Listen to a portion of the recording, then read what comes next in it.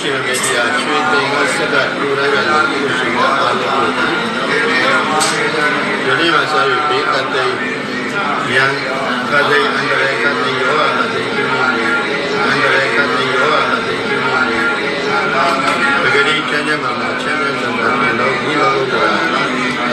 ဘောင်းရောနေတာကြာကြောင်များဒီနေ့တရားတိုးတက်ကြီးဝါတယ်ရသော်ဗျာဤတကိုးတွေတော့အာနုဘောတော်တော်ဘုရားတော်တို့တကိုးတွေတော့အာနုဘောတော်တော်